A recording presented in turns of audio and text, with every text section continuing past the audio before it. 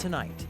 A bomb threat shuts down services at 2 Saskatoon hospitals. A crisis negotiator was in frequent communication with the man.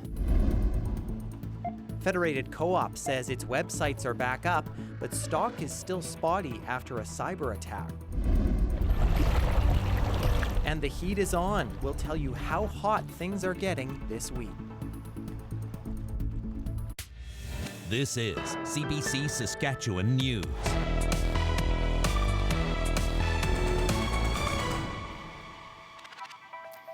It is Wednesday, July 17th, and the CBC Saskatchewan News starts right now. I'm Ethan Williams. Thanks for joining us tonight. 2 Saskatoon hospitals were put into lockdown today after a bomb threat. It happened at the entrance of the shared emergency department of Royal University Hospital and the Jim Pattison Children's Hospital. Police say they got a call late this morning about a man in a vehicle outside the ambulance bay claiming to be armed with explosives. Both hospitals were under lockdown for about 3 hours. Police determined there was no bomb, and the 47-year-old man was eventually arrested under the Mental Health Services Act. Crisis negotiators were communicating with him for 2 hours before he stepped out of the vehicle. Crisis negotiator was in frequent communication with the man, and when we say voluntarily exited the vehicle, he did so by his own means. So that was through communication with our negotiator, but it did not require any further police intervention.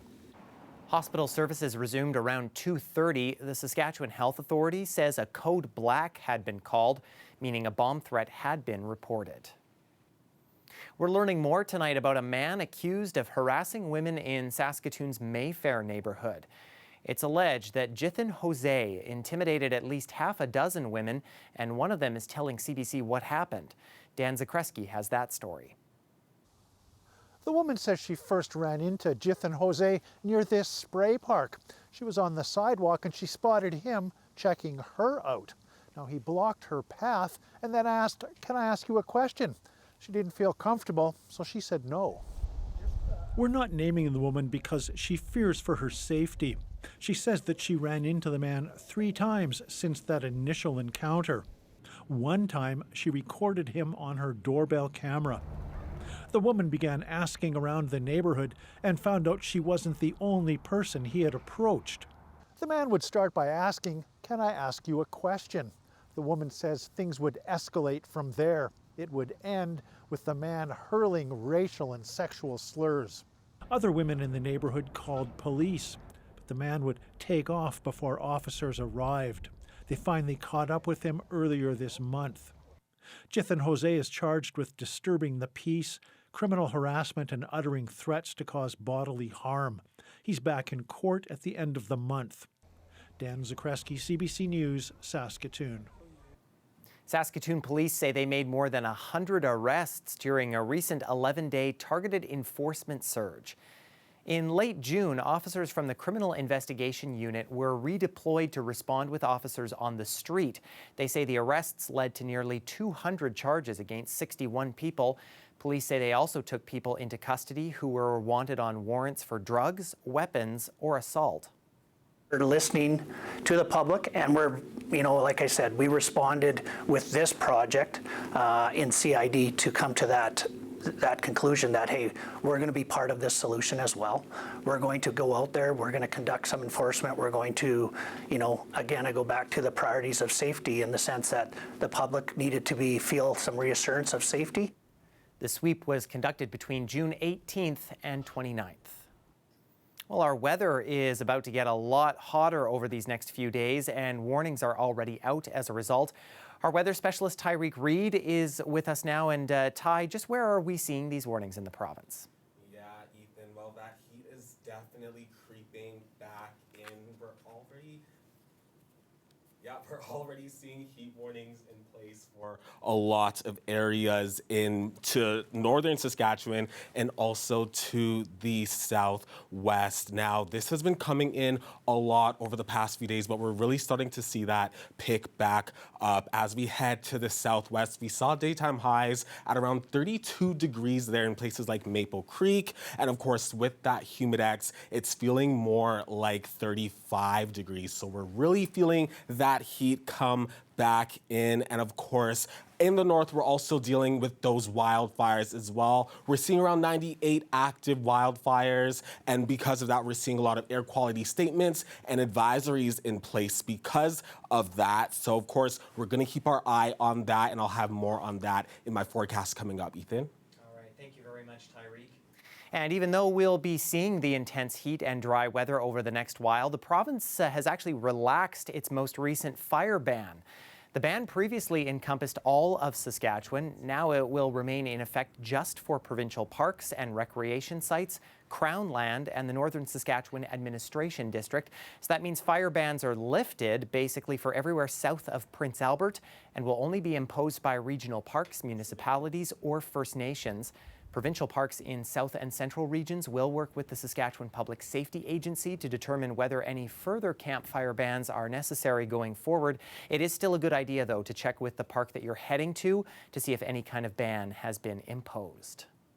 The Saskatchewan Environmental Society is calling for tougher action on climate change from the provincial government. The organization says the province's emissions are 8 times higher than the world average, and inaction from the government on reducing oil and gas emissions and clear-cutting forests goes against what's needed to stop climate change. Because in both cases, it's planning very substantial expansions that will result in short-term economic gain for the people of Saskatchewan, but that will have long-term devastating consequences in terms of the well-being of the planet.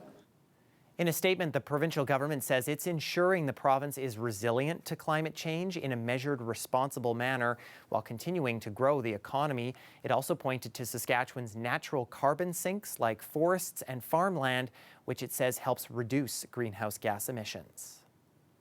Canada's premiers have wrapped up their annual summer conference in Halifax. A key focus of this year's session was the separation of federal and provincial responsibilities. But on this final day, the leaders turned their attention to preparing for the next administration in the United States. Olivia Stefanovich has the latest. The day after provincial and territorial leaders told Ottawa to stick to its lane, the premiers wade into an area of core federal responsibility. I'm encouraging all the candidates vying to be the next Prime Minister to come forward with a credible plan over the next 4 years to hit the NATO 2% target. The federal government recently announced a plan, but it's only expected to start spending 2% of GDP on defense in 2032. Well, I'm encouraging the federal government to move more quickly. I think the timeline we have to think about is the next administration, whoever that may be, in the United States of America. Our anxiety, and I think the anxiety of many British Columbians, is looking at the possibility of a Trump administration coming in the United States. The premiers united in their concern, bracing for retaliation. It's unambiguous, the message from a potentially incoming Republican administration around what their expectations are from Canada around investments in defense. So to head that off, we really encourage the federal government to be prepared for that. It's too late. If things escalate, to say we should have invested. The time is now to invest, given the tensions that exist around the world, given the uncertainty that exists around the world. So their demand clear. The implication, Ottawa could do a better job at meeting its responsibilities if it sticks to its own jurisdiction. It certainly seems that we are kind of replacing the federal government in many ways on some of the issues that are really important to our country. From daycare to school lunches, they say the federal government is creating duplicate social programs. They're wasting taxpayers' money, go through the provinces, and you know what happens? The premiers get pissed. BC Premier David Eby announced full support today for Newfoundland and Labrador's court case, challenging Ottawa's equalization formula, payments that go to provinces to ensure uniform services across the country, a dispute that could continue when premiers meet next summer in Ontario. Olivia Stefanovich, CBC News, Halifax. Federated Cooperatives Limited says all of its corporate and local websites are back online. It comes after the company reported it was dealing with a cybersecurity incident last month. Online shopping is still unavailable, though, and in-store inventory at co-op grocery stores is still being affected by the cyber attack. Stores in Saskatoon appear to be replenishing groceries, but stock is still spotty. Basically, the shelves are a little emptier, but that's pretty much it. Has it affected you? Not really. No, there hasn't been anything there that I'm missing. I guess it's been that way for a while in the store, so yeah. And there's some products that I'd like to get that are just not there. Co-op says the cyber attack is still under investigation. Cybersecurity experts suspect the attack could have been a ransomware attack, though Co-op has not verified those claims. If it is ransomware related, it could take months for things to get back to normal. Co-op says if data was compromised, it will take appropriate action. Western Canada's largest outdoor farm show is happening this week. Thousands of people are visiting Ag in Motion every day at its 100-acre research farm northwest of Saskatoon. The event attracts farmers and agriculture companies from across North America. Vendors put on live demos of the latest ag tech and let people try out new equipment. Plots of test crops dot the site, and antique tractor pulls run every day. It's part trade show, part carnival for ag enthusiasts. It's like out here, yeah, you get to see live demos of the drones. You get to see crops being grown in the field and how they actually look instead of just hearing about it. So I think it's a really plus it's nice to see everyone because it's a big industry but a small industry at the same time. So everyone gets out and see what everyone else is working on. And so I think it's a really unique opportunity. Organizers say this year's attendance should surpass 30,000 people. The 3-day event wraps up tomorrow. Well, we're already feeling the beginnings of the incoming heat wave in our province. The sun beating down on many of us today, unobscured by any clouds, and of course the temperatures are on the rise too. Tyreek will be back after the break to give us the full 7-day forecast, and that'll tell us if there is any relief in sight. Stay with us.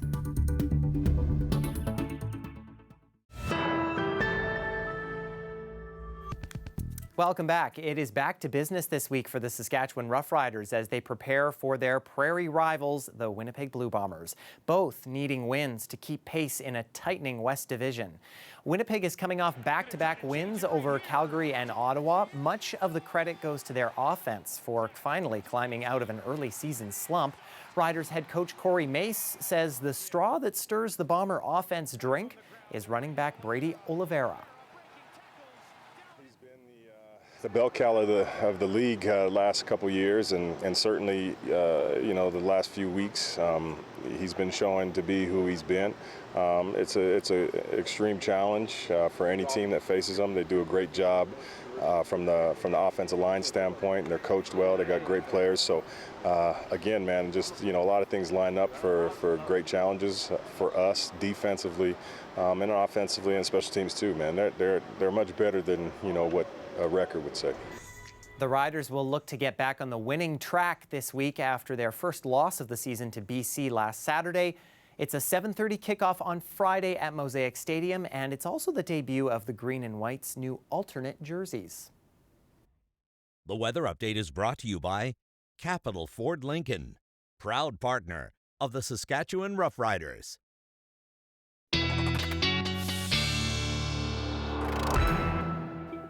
Weather specialist Tyreek Reed is back. Monday was comfortable, Ty. Tuesday, a little more sticky. Today, I really felt it, though. Oh, for sure. Yeah, that heat is definitely starting to settle in, Ethan. Of course, look at this map. We're seeing more and more color on it every day, except to the southeast right now. We aren't seeing any heat warnings here in Regina, but of course, that could change as we head further into the week because this heat is really going to start to spread. Environment Canada says that this heat wave is actually going to stick with us until midweek next week. So let's all get used to it, unfortunately. Now, looking at temperatures today, we're seeing daytime highs in the 30s for our friends up north as we head down into south and central Saskatchewan. We're still seeing highs in the 30s, mainly to the west where we are seeing those heat warnings, but more seasonal temperatures to the southeast. Now, of course, when we factor in that humidex, a lot of areas are feeling like they're in the 30s and, of course, the mid-30s. So this heat is really feeling sticky. It's starting to settle in, and like I mentioned, it's going to stick around with us until next week, unfortunately. Now, of course, the heat isn't all we're dealing dealing with today, we do still have some air quality statements and advisories for our friends up north. This is because of those active wildfires. There are about 98 wildfires burning in Saskatchewan right now. We started off our day with 91, but that quickly climbed. And of course, we're still going to see the smoke linger around because of that. Right now, we're seeing that spread to the east. And as we head into the weekend, we could start to see that move down south. So we're going to keep our eye on any more statements or watches because of this for our friends in more central areas of the province. Now, we are looking at some active weather right now in the Churchill region. That's bringing some thunderstorms to the area. And because of that, we do still have some severe thunderstorm watches and warnings issued by Environment Canada because of that. As we head into tonight, we'll see that head southeast. And of course, heading into tomorrow, a lot of that active weather will be further down south, closer to the U.S. border, and also further east to the Manitoba border. But heading into Friday, that's when we'll start to see more showers begin to pop up throughout most of the province here. Now let's take a look at our 7-day forecast here in Regina, seeing temperatures in the upper 20s tomorrow, but of course, feeling like the low 30s with that humidex. And this is going to continue throughout the week and also next week ahead. We also do have some showers moving in on Friday, and that's going to continue on Sunday as well. Let's take a look at Saskatoon. Very similar picture. That heat is really going to start to spread throughout most of the province. We're seeing temperatures in the 30s for the next few days until midweek next week. So we aren't going to be feeling that relief anytime soon, unfortunately. And even with that humidex, it's going to feel closer to 40 on some days. Ethan, so we're going to have to get used to it, unfortunately. Yeah, between the heat, the smoke, starting to feel a little more like traditional summer around here. Exactly. All right, thank you very much, Tyree. No problem.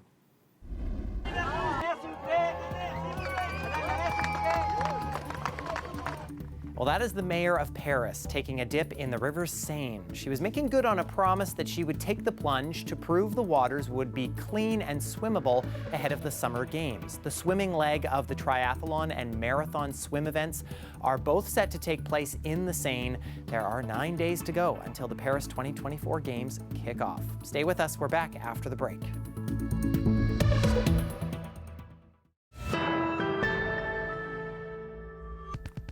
Canadian officials are scrambling to get an exemption from new American rules for dogs entering the United States. The rules, introduced by the U.S. Centers for Disease Control and Prevention, are set to take effect next month. They apply to dogs being brought into the country or returning to the States with their American owners. Karina Roman has more. It's a new U.S. policy for the world, beginning August 1st if you want to take your dog to the U.S. The health minister says Canada was blindsided by the move. I've been very clear with the Secretary. I think Canada should be exempt as a country that is not a source country for rabies. There will now be a grace period beyond August 1st, so people taking their dogs into the U.S., whether Canadians or returning Americans, will get a warning first if they are without a health and rabies vaccination certification from a veterinarian and without a specific CDC form. We're all for proof of vaccination. Every dog in Canada should be vaccinated against rabies. But having these forms done by veterinarians in Canada is going to take a lot of time to get that validated. The rules also include that dogs have to be at least 6 months of age and they must be microchipped. Holland warns of negative impacts to tourism in both directions and to trade and supply chains reliant on a smoothly run border. He says he is hoping saner heads prevail and says conversations with American officials are ongoing. Karina Roman, CBC News, Ottawa. Toronto received a month's worth of rain in just a matter of hours yesterday. Flooding closed major roadways, shut down parts of the transit system, overwhelmed sewers, and flooded basements. A major power failure also left half the city in the dark for several hours. And as CBC's Susan Ormiston shows us, it's a phenomenon that's increasing around the world. We shouldn't be surprised. Climate scientists have been warning of more intense weather more frequently, that turning up the heat in the atmosphere can spell disaster. If you imagine a bubble of air, it can only hold so much water, and the amount of water it can hold is dependent upon its temperature. As the temperature goes up, the amount of water that air bubble can hold goes up. And as it carries more water, it also preferentially has to rain that water out. Toronto isn't unique, it's the latest. Severe storms swept through the Chicago area Monday, canceling flights at O'Hare, damaging homes. The wind was so bad, it got scary. Iowa got lashed by sudden storms tearing off roofs. This Toronto scene is becoming a familiar landscape. The climate change is real. We're seeing the impact of it. These kind of severe storm is going to increase, so it's very important that we look at mitigating these kind of effect. That will take time, cost billions, and force hard choices. And we're removing things such as natural infrastructure, wetlands, grasslands, and forested areas. And these natural spaces, they actually act like sponges. So we're getting rid of so much of this and replacing it with cement. Last year's severe fires and natural disasters in Canada cost over $3 billion in insured damages. Around the world, the impact is much greater. Southwest China saw record rains this week in a summer of extreme weather. Muddied homes in eastern Afghanistan left in the path of deadly rainstorms. And a search for survivors in Nepal after monsoon rains triggered a landslide, sweeping 2 buses into a raging river. Our planet is trying to tell us something, but we don't seem to be listening.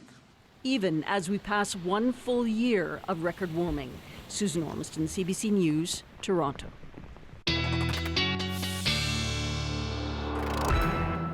So lots of people dealing with the rain, Ty, but something tells me it's probably not going to be something that we're dealing with here. Exactly, Ethan. No rain, but we are still dealing with those warmer temperatures tonight. Seeing above seasonal lows here in Regina at around 17 degrees tonight. Heading into tomorrow morning, we'll be met with a lot of clearing, a lot of that sunshine. But then, of course, as we head into tomorrow afternoon, that's when those temperatures will climb to the upper 20s, feeling like the low 30s with that humidex. So, of course, we'll be keeping our eye out for any heat warnings issued here in Regina. Because of that, we got to escape that today, but that could change. And of course, in Saskatoon, overnight lows will be around 20 degrees tonight. Definitely a lot of warm air over there. And as we wake up tomorrow morning, still lots of clear and sunny skies. But then heading into tomorrow afternoon, we'll see those daytime highs climb into the low 30s for Saskatoon. Ethan? All right, windows open for bed tonight then. That's right. Okay, thanks, Ty. No problem. And before we leave you, making it to 100 years old is a pretty special feat, but 4 people living in the same retirement home, either making it past 100 or about to turn 100, is even more special. That's the case for 4 people living at the Renaissance Retirement Residence in Regina. They were honored today at a tea with the province's Lieutenant Governor, and we asked one of them what their secret to longevity is. Said we never had baby food, we had nothing, never ate properly, and here I am. You're supposed to drink a lot of water. I don't like water, so yeah. So what? I don't know what the secret really is. Hard work. I've worked hard all my life. Farming. We had nothing when we got married. We had nothing after. So yeah, it's been a hard life, but we've had some really good years in between too. The Centenarians were also serenaded by members of the Regina Symphony Orchestra, and they enjoyed some delicious treats, too. Now I won't feel so guilty about not drinking enough water. That's it for us tonight. For news anytime, you can head to our website, subscribe to the CBC Saskatchewan YouTube channel, or download the CBC News app. Thanks so much for watching. Have a great night.